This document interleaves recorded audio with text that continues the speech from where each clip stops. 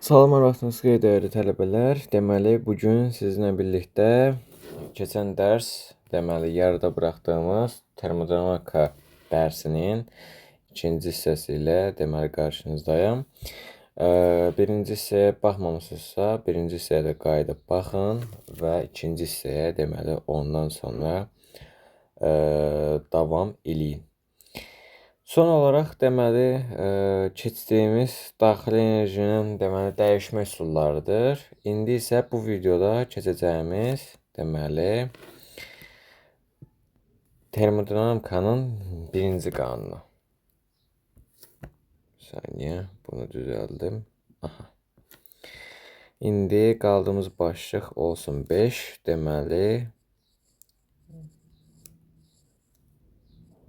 Termodinamikanın birinci qanunu. Aha. İndi bu qanunda bizə nə deyir? Bu qanunda bizə deyir ki, daxili enerjini iki yolla dəyişmək olar. Ya mexaniki iş görməklə, ya da ki, istilik verməklə. Xatırlayırsınızsa, bu hissədə yazmışdıq. Daxili enerjinin dəyişməsi necə ola bilər? Ya mexaniki iş görməlidir, ya da istilik verməlidir. Biz əvvəlcədən bunu zaten söyləmişdik. Amma termodinamikanın birinci qanunun tərifi bu deyil. Tərifində deyir ki, daxili enerjinin dəyişməsi ona verilən istilik miqdarı ilə xarici qüvvələrin sistem üzərində gördüyü işə bərabərdir. Yenidən deyirəm. Daxili enerjinin dəyişməsi ona verilən istilik miqdarı ilə xarici qüvvələrin sistem üzərində gördüyü işə bərabərdir. Yəni, delta O bərabərdir Q plus A düsturundan biz alırıq. Xatırlayırsınızsa, keçən dərs demişdik ki, A iştirik nəyə bərabərdir? Mənfi A-ya. Yaxşı, mən buradan əsas olaraq istilik miqdarını tapsam, yəni Q bərabərdir, delta O minus A olar. Yəni, minus A-nın yerinə bu A iştiriği yazarsam o zaman düsturumuz yeni bir şəkillə hala düşər. Delta O plus A iştiriq. Biz ən çox bunlardan bundan istifadə edəcəyik. Sistemlərin aldığı istilik miqdarlarından söhbət gedəcək burada və həmçinin müxtəlif nüanslara da baxmış olacağıq. İndi keçək o bir hissəyə. Termodinamikanın birinci qanunu əgər ki, burada deyilsə müəyyən bir daxili enerjinin dəyişməsi deyilsə, yəni burada müəyyən bir temperatur dəyişməsindən söz gedir. Yəni bu temperatur dəyişir. Həmçinin bu temperaturun dəyişməsi ilə xarakterizə olunan kəmiyyətlərdən başqa nə vardı? V vardı. Mendeleyev o Klaperon tənliyindən xatırlayırsa və həmçinin təzyiq dəyişməsi də vardı. Yəni izoproseslər. Yəni buradakı izoproseslər termodinamikanın birinci qanunu ilə arasındakı əlaqəyə gəlin baxaq. İlk prosesimiz olsun izotermik proses.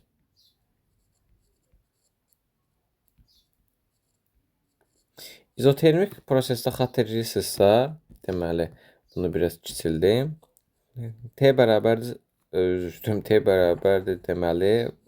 konstanta. Və T bərabərdir konstant olanda temperatur dəyişməsi də həmçinin 0 olurdu. Bizim daxili enerjidən keçən dərs dediyimiz 3/2 nu r delta T düsturundan o zaman buradakı delta T əgər ki 0'dırsa bu hissənin damcısı olacaq 0. O zaman buradan yazırıq ki delta U bərabər olur 0'a. Və delta U bərabər olur 0 olarsa bizim Q bərabərdir delta U üzərinə gəlinsin A iştiriqdən. Əgər ki bu hissə getdisə 0'a. O zaman nə alınacaq? Buradan görürük ki, sistemə verilən istilik miqdarının 100% görülən işə sərf olunur. Buradan izotermik prosesdən bu nəticəni çıxartmaq olur. Bu ilk hissəmiz. Bu ilk daha doğrusu proses. İndi keçək ikinci prosesə. İkinci proses izoxor proses. Bir saniyə buna baxım. Burasında yeri var.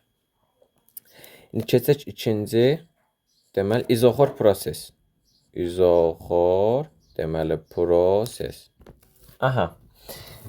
İzoxor prosesdə xatırlayırsınızsa, deməli həcm sabit idi və bərabər olur deməli konstant. Mən niyəsə bu gün hara gəldi 0 yazıram.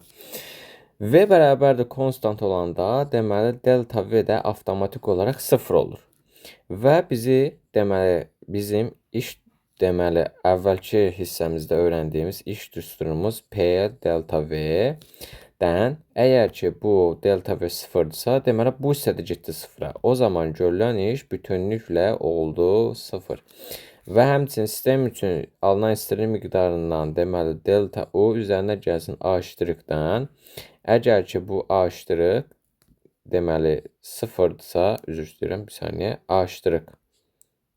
A iştirik əgər ki 0-dırsa, o zaman burada aldığımız nəticə bu olacaq ki, deməli delta Q bərabərdir delta U-ya. Yəni sistemin gördüyü işin 100%-i deməli daxili enerjinin dəyişməsinə sərf olunur. İzoxor deməli prosesdə.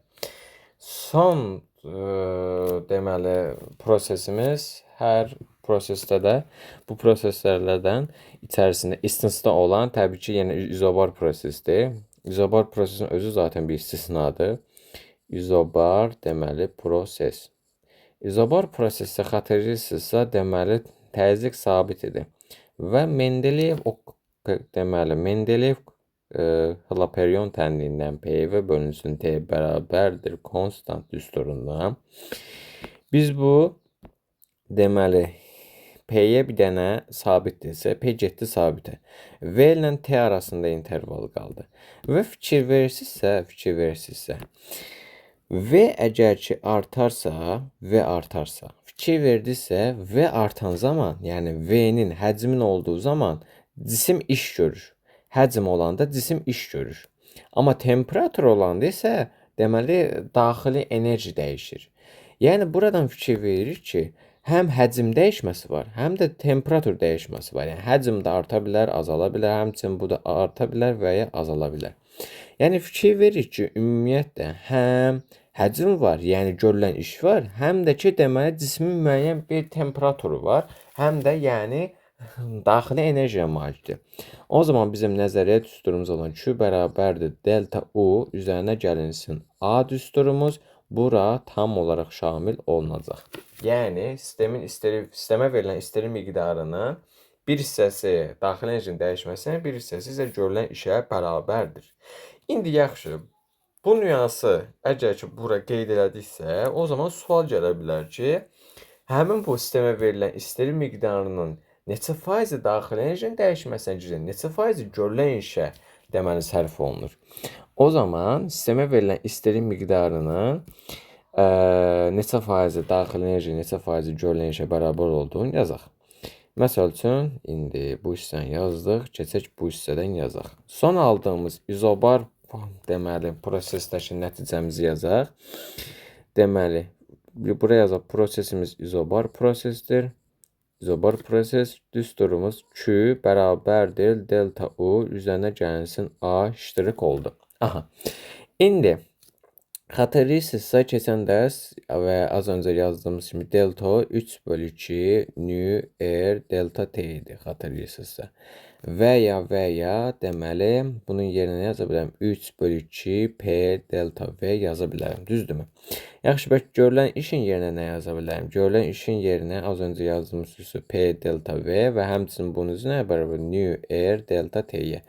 Yəni bu hissə həm də bu hissəyə bərabərdir. O zaman burada bir uyğunluq alarsak, Q bərabərdir 3/2 nu R delta T.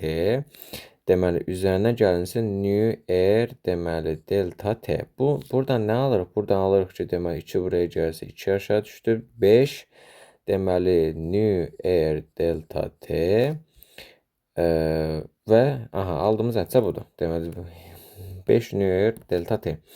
İndi ikinci hal üçün yazaq məsəl üçün. Əgər ki bu hal üçün deməli biz hansı hal üçün yazırıq? Biz bu hal üçün yazırıq. İndi deməli tam aydın olması üçün ancaq deməli burada nöqtələr yazaq. İndi isə deməli həcmlə olan düsturumuzu yazaq. Yazaq ki, yəni hər iki halın da bir-birinə bərabər olduğunu göstərək. O zaman deməli 3/2 deməli 3/2 P delta V üzərinə gəlsin P delta V. O da bərabərdir 5/2 deməli P delta V. Və görürük ki, bu ikisi deməli bir-birlərinə bərabərdir. İndi bu hissədən deməli bir-bir şeylərə baxaq, əmsallara baxaq. Baxın. İndi buradan düsturumuzu yazırıq yenə. Bu aşağı hissədən yazım hətta. Deməli Q bərabərdir delta U plus A iştirak. Düzdürmü? İndi fikir verirsinizsə, bu Q-nün əmsalın önündə duran əmsal nədir? Bu 2-də 5. Bura gəldi deməli 2/5 deməli 2/5 bərabərdir. Bu hissədən baxırıq ki, bu delta onun yanındakı əmsal nədir? 3/2. Buradan 3/2 üzərinə gəlinsin və buradan deməli A-nın bu durduğu əmsal neçədir? 1-dir. Və burada yazırıq 1. Bu sistemdə görülən iş ümumiyyətlə 100% əgər ki bərabərdirsə, yəni bunun özü ümumilikdə 100% bərabərdirsə və yəni bu hissəyə bərabərdirsə və 100% bərabərdirsə, o zaman buradan belə bir nəticə çıxarmaq olar. Bunun özü 100%-dir zaten. Yəni bu 2-də 5 100%-dir. Bu 100%dirsə, o zaman 3/2 nəyə bərabərdir? 3/2 deməli 1/5 60% bərabərdir. Və bu 1 də deməli 40% bərabərdir. Yəni o zaman belə çıxır ki, buradan bu nüans çıxır ki, sistemə verilən deməli izobar prosesdə sistemə verilən istiri miqdarının 60% daxili enerjinin dəyişməsinə sərf olunur. Yerdə qalan o 40% isə mexaniki iş görməyə sərf olunur. Yəni görülən işə sərf olunur. Və ya biz məsəl üçün daxili enerji üçün və ya belə yazmayaq, belə yazır. 1/5 Q nə idi? A-da yaza bilərik çünki arada 1/5 qədər fərq var. Bu da bizim bu hissədəki əsas nüanslarımızdan birisi olmuş olacaq. İndi 3 hala baxdıq. Həm izotermika baxdıq, həm izoxora baxdıq, həm izobar deməli prosesə baxdıq və izobar prosesdən də kiçik bir maraqlı isbat göstərdik. İndi buradan deməli əlavə bir hissə də var. Yəni bir proses də var. Bu proses hansı prosesdir? Deməli buradan yazaq. Bu proses bu olacaq bizim 4-cü prosesimiz olacaq. Deməli adiabat prosesi. Adiabat prosesi xarici mühitdən həcrit olunmuş, istilik alış-verişi olmayan mühitə deyilir. Yəni xarici mühit də kəsilibdir bu sistemin əlaqəsi. Nə istilik buradan daxil edilir, nə də istilik deməli xaricə verilir. O zaman Q bərabərdir delta U plus A iştirakdan. Deməli, əgər ki, burada istilik nə verişi var, nə də ki, deməli, alışı var. Yəni, istilik alış-verişi yoxdursa, deməli, istilik miqdarı da yoxdur. O zaman istilik miqdarı üçün burada nə yaza bilərəm? Deməli, Q bərabər olur 0-a. O zaman da delta U bərabər olur mənfi A iştirakı. Və ya mənfi A iştirakı deməli nə yazmışdıq? A iştirak bərabərdir mənfi A-ya, düzdürmü? Həmçinin bu da bunun tərsidir o zaman.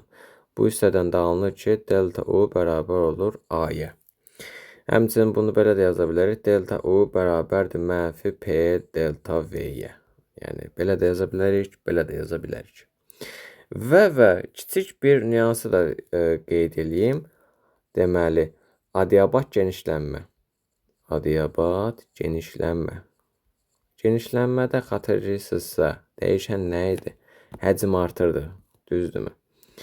Yəni, həcm artırdı. Genişlənmədə həcm artır. Həcm artırsa, deməli, həcm artırsa, yəni iş artırsa, daxili enerji neyinir? Azalır. Yəni daxili enerji azalır. Daxili enerji azalırsa, deməli sistemə verilən temperatur necədir? Temperatur da azalır. Temperatur azalırsa cisimlərin deməli konsentrasiyası necədir? O da azalır. Konsentrasiya azalırsa cisimlərin kinetik enerjisi də mi azalır? Bəli, o da azalır. Bundan başqa deməli deməli kinetik enerji azalır. Kinetik enerji azalırsa, deməli həcm azalır. Yəni M bərabərdir rho V-dən. Yan-yanadırsa demişdik ki, bir-birlərinin tərs asıdır. Həcm artırsa, rho azalacaq. Rho da avtomatik azalmış oldu. Və deməli bundan sonra biz nə görürük? Bundan sonra bir hissəyə də nəzər yetirməmiz lazımdır. Bizim deməli bu izobarik proseslərdən keçdiyimiz bu tənlikdə fikir verirsinizsə, V deməli artır. V artırsa, deməli buradakı bu temperatur daxili enerjidən üzündən azalır. Yəni belə yazım, bu V artır, amma bu daxili enerjiyə görə temperatur azalır. Həmçinin deməli temperatur azaldığına görə buradakı bu olan təzyiq, deməli bu həcmə görə azalır bir qat. Bir də ki bu temperatur, deməli temperaturun azalmasına görə də bir qat azalır. Yəni 2 qat. Yəni deməli yəni 2 qat azalırsa, deməli kəskin azalır. Yəni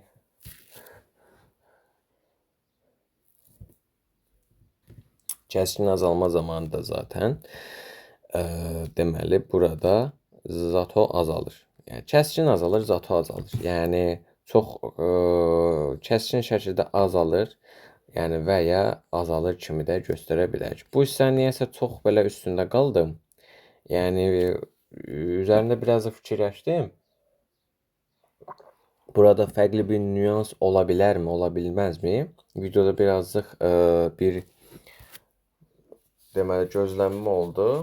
Amma yəni əlavə bir nüans olub olmadığını sadəcə fikirləşmək üçün durdum. Əlavə bir nüans budur. Deməli ağlıma gələn bu oldu. Deməli P-nin V-dən asılı qrafikinə baxaq. Deməli bu proses nədir? İzotermik prosesdir. Bu deməli izotermik proses. Adiabat prosesi necədir? Deməli birazcıq belə çəkək ki, adiabat prosesdə yer olsun. Bu belədir. Adiabat prosesi, adiabat prosesi belədir. Yəni kəskin şəkildə azalır. Kəskin şəkildə. Buna isə deyirik adiabat. Və bu qədər. Bu hissəni də deməli yekunlaşdırdıq. İndi keçirik deməli növbəti hissəmizə. Növbəti hissəmizdə deməli bizim başlığımız olacaq istilik mühərrikləri.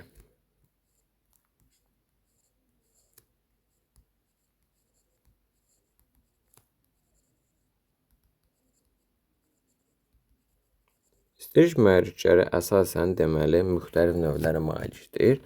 Amma hər istilik mühərrikinin ortaq bir xüsusiyyəti varsa, o da ki, xatırlayırsınızsa, deməli 7-ci sinif fizikasında bizə öyrədilən bir kiçik nəzəriyyə vardı. Daxili enerjini mexaniki enerjiyə çevirirdi.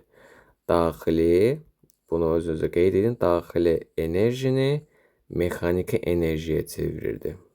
Bütün istilik mühərrikləri üçün bu deməli keçərlidir. Və deməli istilik mühərrikləri əsas olaraq bu hissələrdən ibarətdir. Baxın, belə göstərim sizə hətta. Sistem olaraq belə göstərilir. Aha. Bu hissəsinə deyilir soyuducu.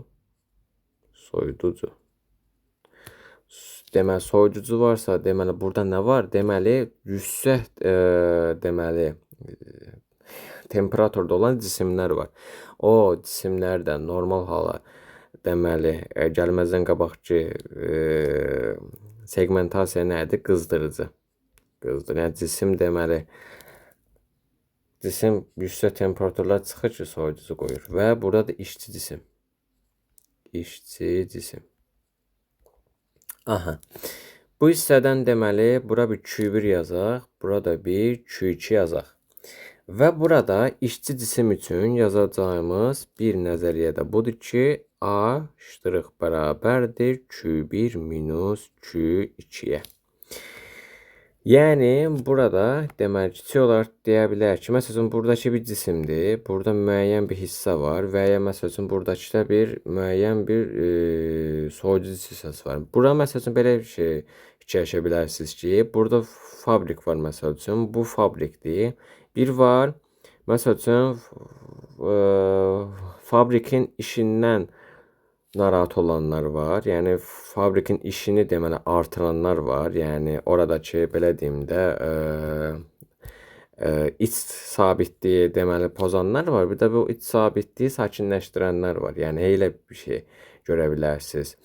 Bu isə əsas işçilərdir. Yəni sistem üçün işçi cisimlər olmasa zaten qızdırıcı da soyucu nə məntiqi var. Yəni işçi cisimlərin müəyyən bir iş deməli görülən zaman müəyyən deməli bəzi istisna hallarda elə olur ki, cisimlər müəyyən bir yüksək temperaturda deməli yüksək temperatur dərəcəsinə gələ bilər və ya deməli müəyyən temperatur soyudula bilər. O zaman burada bu istisna hallar üçün faydalı iş əmsalı nəzərdə tutulur. Faydalı iş əmsalı üçün biz deməli eta bərabərdir, etaya baxın. Eta bərabərdir A ştrix, yəni görülən işin istilik miqdarına olan nisbəti vurulsun 100%. 100% olmazsa olmazımız. İndi biz işçi cisim üçün, yəni A ştrix üçün Q1 minus Q2 nəzəriyyəsini saldıqsa bura, o zaman Q1 minus Q2 bölünsün. Bir dəqiqə, bu Q1'dir bu arada. Q1'ə vurulsun 100%'ə. Aha. İndi bu hissədən də görürük ki, bu hissədən 1 minus Q2 bölünsün Q1 vurulsun 100% nəzəriyyəsi ortaya çıxır. Uşaqlar bəzən sual verirlər. Məsəl üçün, aşağı sinifdən olan uşaqlar deyirlər ki, niyə bu Q1 minus Q2-ni nəyəsə bu altdakı ortaq məxrəci böləndə həmişə bir çıxır qabağa. Bunu riyaziyyatdan baxmaq lazımdır. Gəlmişkən bir şey dediyim. Bu necə bir şeydir? Bu hər tərəfi, yəni həm Q1-i, həm də Q2-ni Q1-ə deməli hissə bölməniz lazımdır. Yəni böyle Q1 bölünsün Q1 çıxılsın, Q2 bölünsün Q1 vurulsun 100% olur. Zaten bu Q1 bölünsün Q1 nə olur? Olur 1. 1 minus Q1 bölünsün Q2 vurulsun 100% olarak yazılır. Bunu da belə yazım lazım olar. Riyaziyyatı deməli zəif olanlar üçün də kiçik bir köməklik deməli edim sizlərə. Həmçinin burada bu nəzəriyyəyə uyğun Fransız alimi Sadi deməli Harnanın bir nəzəriyyəsini də yadda saxlayaq. Əgər burada Q-lər yox, deməli temperaturlar nəzərdə tutularsa, o zaman deməli eta bərabərdir T1 minus T2 bölünsün T1 vurulsun 100%. Buradan da yenə eyni məntiq riyaziyyat 1 minus deməli Q yazıram. T2 bölünsün T1 vurulsun 100 deməli faiz olacaq. Bu da Sadiq Harna deməli eyniliyidir.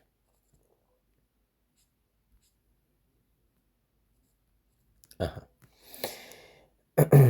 Sadiq Harnanın bu deməli faydalı iş əmsalının, burada yazdığımız bu faydalı iş əmsalının fərqi nədir? Sadiq Harna ideal istilik mühərrikləri üçün bu deməli nəzəriyyəni ortaya çıxarmışdır. Biz demişdik ki, məsəl üçün bir var normal qaz, bir də var deməli ideal qaz. İdeal qaz demişdik ki, nə tək ki dünyada ideal insan yoxdur. İdeal heçdən yoxdur. Sadəcə ideal bir standart modeli var.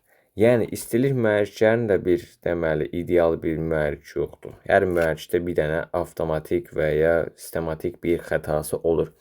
Amma istilik mühərriklərinin ideal halı, yəni hər şeyinin istisna olduğu hal üçün bu nəzəriyyə ortaya çıxarılmışdır. İndi Keçək deməli istilik mühərrikənin növlərinə. İstilik mühərrikənin deməli 3 növü var. Deməli, birinci növü deməli olsun daxili yanma mühərrikəli, daxili yanma mühərrikəli.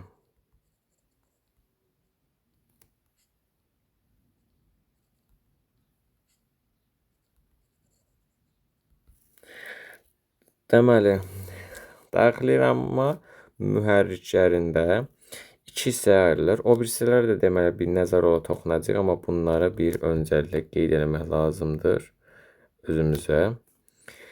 Deməli, birinci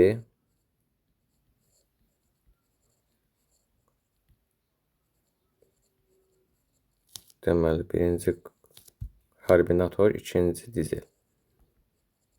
Deməli, buraya 2 yazaq. İkinci dizel. Deməli, karbinatordan görürsünüz ki, zaten deməli bunun yanacağı nədir? Bunun yanacağı deməli benzindir. Bunun yanacağı nədir? Bunun yanacağı isə dizeldir. Deməli, bu hissədə deməli karbinator yanacağı birinci taktdan alır. Yəni yanacaq daha çox birinci taktdan daxil olur. Birinci taktdan daxil olur. Dizeldə isə üçüncü taktdan daxil olur. İndi bu deməli bu tak sistemində anladacağıq.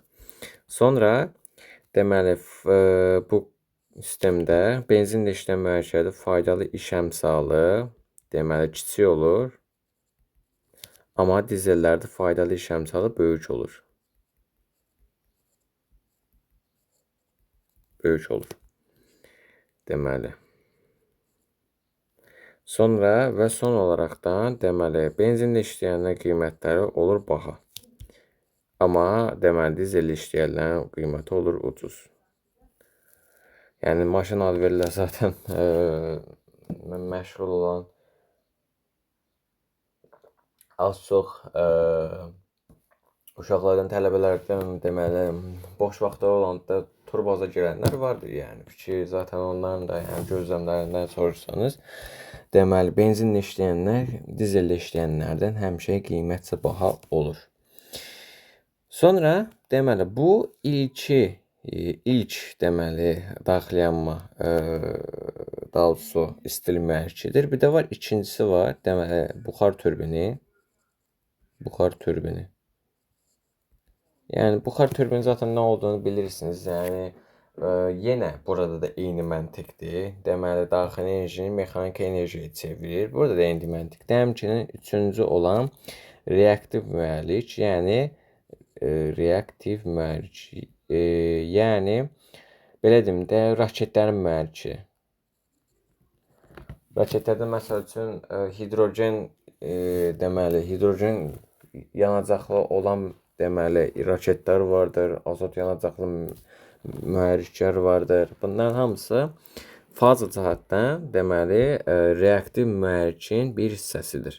Zaten bu ikisi öyrənilmir çox da. Zaten bu bilinir ki, deməli raketlərdə öyrənilir. Bu da ki, deməli buxar turbinlərindən öyrənilir. Yəni burada atom və nüvə deməli stansiyalarında istifadə edirlər. Daha çox buxar turbini ki, müəyyən bir hissəsini də burada anlatsaq çox vaxtdır gələr. Ona görə atom və nüvə fizikası dərsində deməli mütləq buna da toxunacağıq.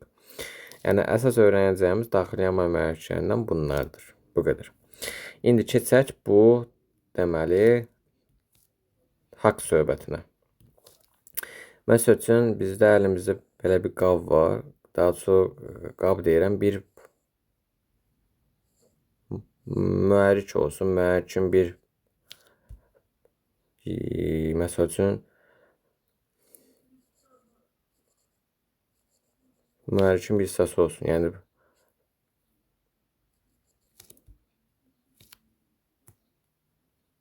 Horşen olsun. Tamam. Bura bir yazaq, bura 2 yazaq. Təkə ha deyirəm danışım, amma fikrim həm başqa yerdə olanda danışmaq olmuş. Aha. İndi deməli yazaq haqlar. deməli porşenlər üçün. Birinci sorma,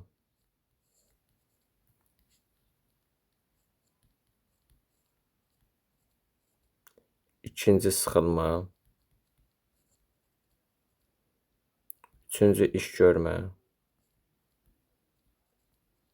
və dördüncüsü xaric etmə. Aha. İndi hissə hər bir şeyə baxaq. Birinci, yanacaq bu hissədən daxil olur. Yanacağın birinci hissədən daxil olmasına deyirik sorma.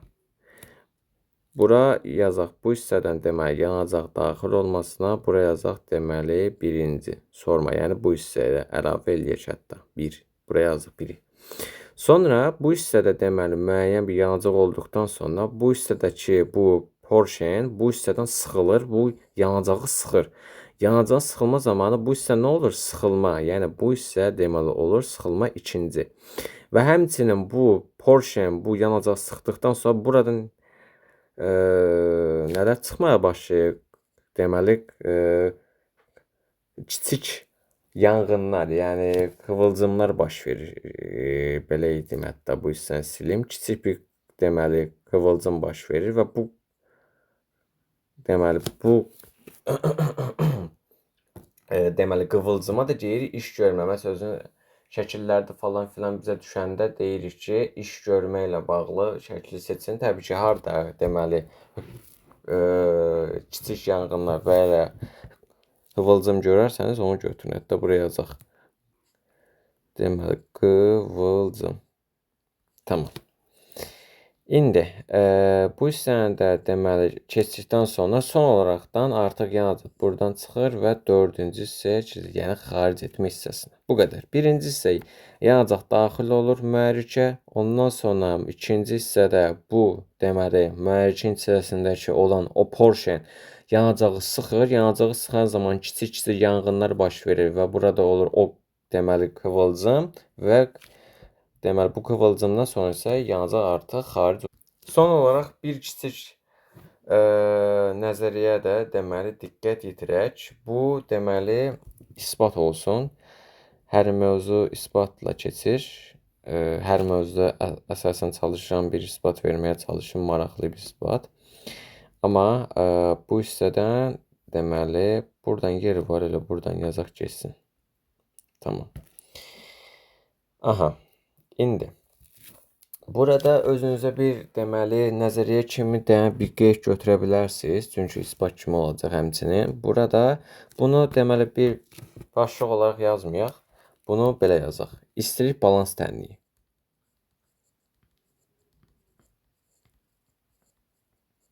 İstilik balans deməli tənliyi. Aha. Deməli burada öyrənəcəyimiz kiçik bir şey var. Məsəl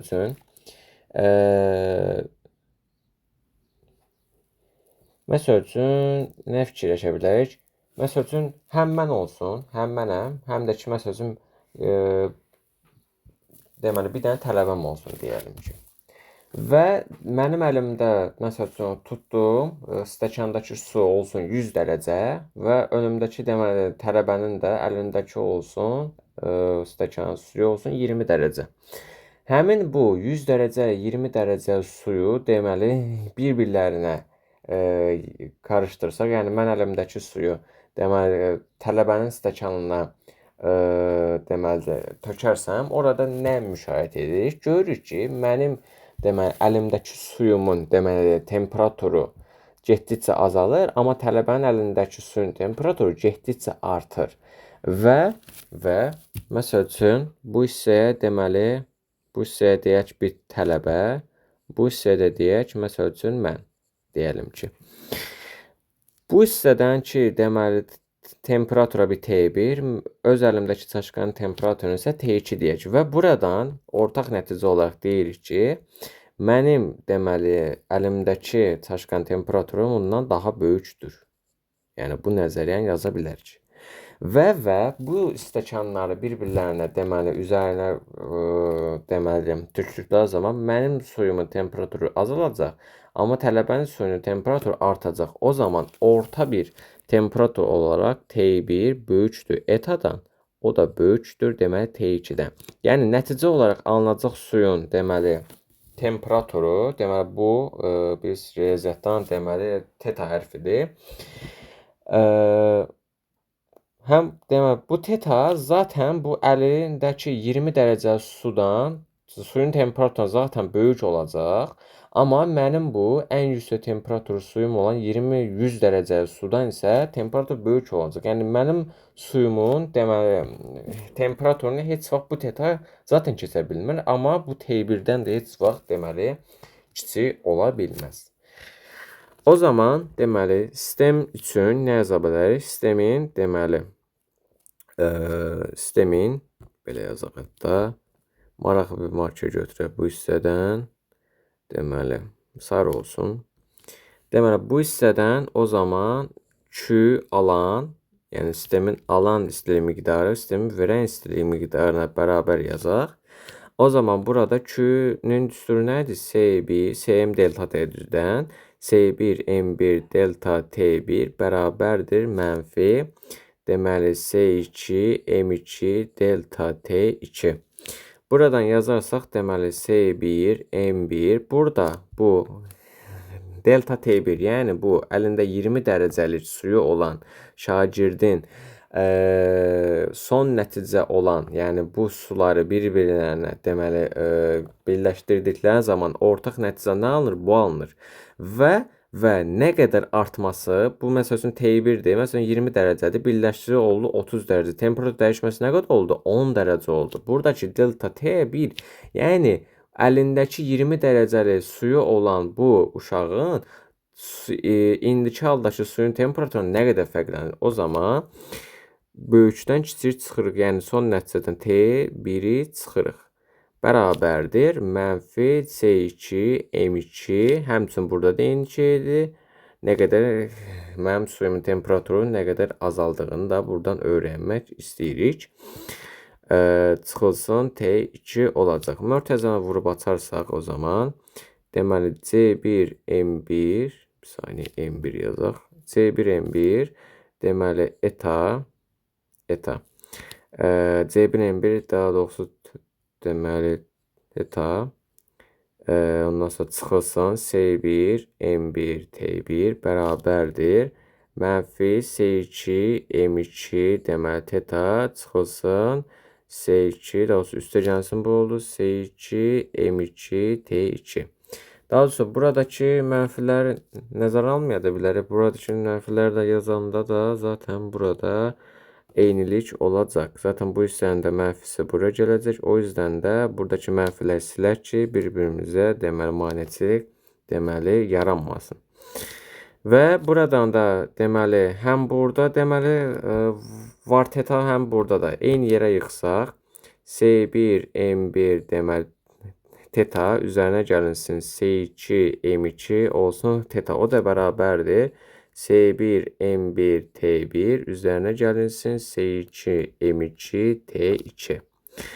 Buradan da ortaq olaraq deməli tetanı çıxardarsaq deməli teta bərabər S1 M1 T1 üzərinə gəlinsin S2 M2 T2 bölünsün S1 M1 üzərinə gəlsin S2 M2. Aha, ilk deməli buradan düsturumuzu aldıq. Biraz uzundur, amma deməli zaten burada çətin bir şey yoxdur. Sadəcə əsas hissə burasıdır. Əsas hissə bu hissədir. Bir də bu hissəni anlamaq. Bu hissəni anladıqdan sonra zaten arxası riyaziyyat, yəni çətin məsələ yoxdur. Və deməli bu hissədən də bizim keçən dərs xatırlayırsa keçdiyimiz böyük C nəyə bərabərdir? C vursun M-ə. O zaman bu hissədən mən yazarsam, deməli buradan deməli teta bərabər olacaq. Deməli C1 T1 üzərinə gəlinsin C2 T2 və deməli bölünsün C1 plus C2-yə. Aha. Bu hissəni də yazdıq. Yaxşı, bəs buradakı C-lər, yəni buradakı maddələr eyni olarsa, zaten bu C-lərin bir mənası da qalmayacaq və ya buradan. Yəni bu hissədəki C-lərlə bizim işimiz yoxdur. Bu hissədəki əgər deməli cismin materialı eynidirsə, buradakı C-lərin mənası yoxdur. Ona görə hamısı getdi ixtisara. İxtisara gedən zaman, o zaman deməli bu hissədən nə alınır? Bu hissədən alınır ki, deməli o teta bərabərdir M1 T1 üzərinə gəlinsin M2 T2 bölünsün deməli M1 plus M2-yə. Bu hissəni aldıq. Yaxşı, bəs bizim sıxlıq dərsindən bildiyimiz bir düstur vardı, xatırlayırsınızsa. Deməli M bərabərdir rho V düsturu, düzdürmü? Yaxşı, cisimlər eynidirsə və kütlələri də eynidirsə, M-ləri buradan çıxarsaq və M-in yerinə rho V yazarsaq, fikir verirsinizsə, zaten cisimlər eynidir, sıxlıqları da eynidir. O zaman bütün cisimlərin sıxlıqları zaten ixtisar gedəcək. O zaman həcmləri qalacaq sadəcə. Həcm olaraq yazarsak buradan da son nəticə olaraq nəticəmizi alırıq ki, deməli teta bərabərdir. Deməli V1 T1 üzərinə gəlinsin V2 T2 bölünsün V1 plus V2-yə. Son nəticə olaraq da bunu ala bilərik. Yəni görürsünüz uşaqlar, hər biri bir-birindən çıxır. Sadə bir nümunədən gör haralara qədər gəldik. Bu hissəni aldıq, bu hissəni aldıq.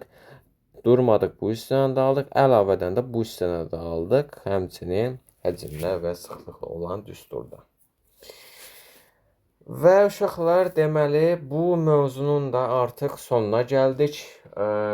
Deməli termodinamika mövzusu da artıq bitdi. İlk hissəsini deməli videosu var. İlk hissəsinə deməli bu üst hissələrə deməli toxunduq. O biri yəni bu hissədə də deməli həm birinci qanuna toxunduq, həm istilik müəyyənə toxunduq, həm də əlavə bir qeyd olaraq istilik deməli o balans tənliyinə də toxunduq. Uşaqlar, bu qədər. Az qaldı imtahana, çox az qaldı. Hətta yəni artıq belə deyim də bir əlin barmaqlarının sayı qədər heç gün demək olar ki qalmadı. Özünüzə sıxmayın, artıq son günlərdir. Yəni nə öyrəndinizsə bu zamana qədər öyrəndiniz zaten. Bundan sonra artıq öyrəndiklərinizi daha da yaxşı təkrarlamaq və təkmilləşdirmək. Yeni şeylər öyrənib ağlınızı deməli qarışdırmayın. Yəni bu qədər. Özünüzə yaxşı baxın uşaqlar. Ümid edirəm hər biriniz uğurlu nəticələr göstərərsiniz. Hər birinizə uğurlar arzu edirəm. Sağ olun.